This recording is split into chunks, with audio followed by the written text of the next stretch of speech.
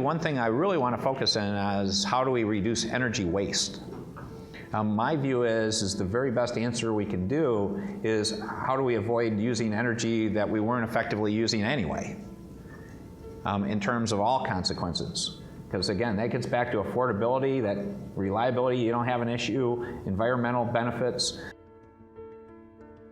4 or 5 years ago, we started an energy project, and what we did was we replaced our bulk tanks with a high-efficiency chiller. What that does is it takes the milk coming out of the cows at 100 degrees and it chills it down to 37 degrees within a matter of a couple of minutes. So the energy it takes to cool the milk is it's way more efficient now. It's really important to us because not only does it decrease the amount of energy that we're using in making our farm more energy efficient, we're also able to transport milk farther. Right now we're shipping to Dannon in Ohio, which is one of the most strict plants in the nation. The key with efficiency, it's not just making you feel better for using less energy, but it also saves you money. Dowding Industries is a 50-year-old industry that does stampings, fabrications, and in this facility here we do large machining. This was designed for the wind industry. That was the whole idea behind this facility here. And when I looked at wind, it was several years ago, and the governor came and visited and said, you know, you guys need to get involved in this. The whole industry was antiquated. I mean, it needed to be upgraded. So we came back, we developed a machine. It was the only machine like it in the world. And we could take a process that was anywhere from 35 to 60 hours and bring it down to 6 hours. We can take the weight out of a blade, we can interlace the carbon fiber with fiber optics, which will give you real-time data on wind speeds. So you're starting to see this dramatic change. And the Michigan Agency for Energy and Michigan alone, I mean, it has been a tremendous opportunity to be able to work with these people. Everyone was knowledgeable, they understood what had to be done, they knew how to do it. You weren't searching around for answers all the time. It's a great state to do business in. So we started our project 14001, which is an energy standard. We were introduced to the ways our business could impact the environment, and we became more interested in ways to lessen our impact or actually enhance the environment around us. We got in touch with the RETAP program. They helped us identify many ways that we hadn't even thought of that could eliminate waste and benefit the environment.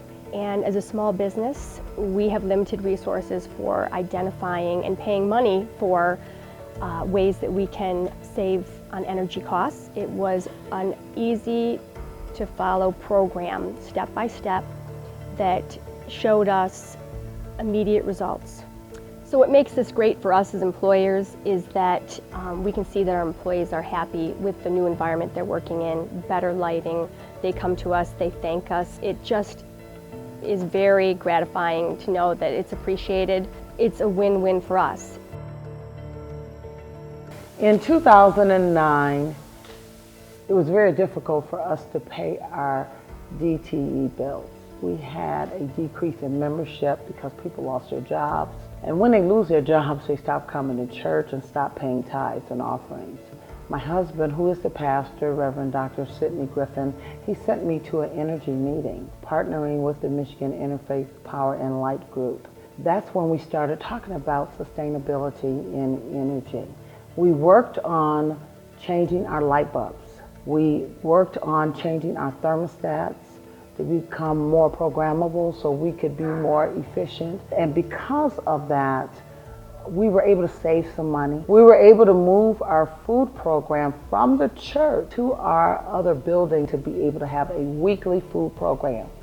We distribute anywhere from 10,000 to 20,000 pounds of food a week. Because of the savings, we're able to pay the light bill over at the other building. The community has renamed the building for us the Community Building because this is where they come and get the food. Michigan's Agency for Energy is the place to come for Michigan's energy policy.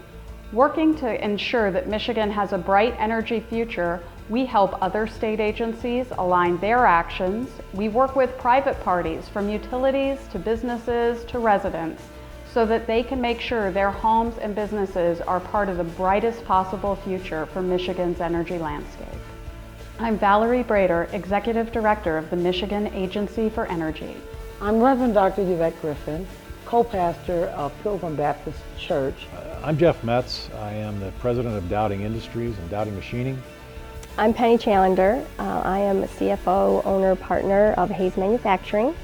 Hi, my name is Darcy Green, and this is my daughter Corby, and we own and operate Green Meadow Farms in Elsie, Michigan, where we're milking 3,200 cows, and Corby will be the 4th generation to run this farm someday.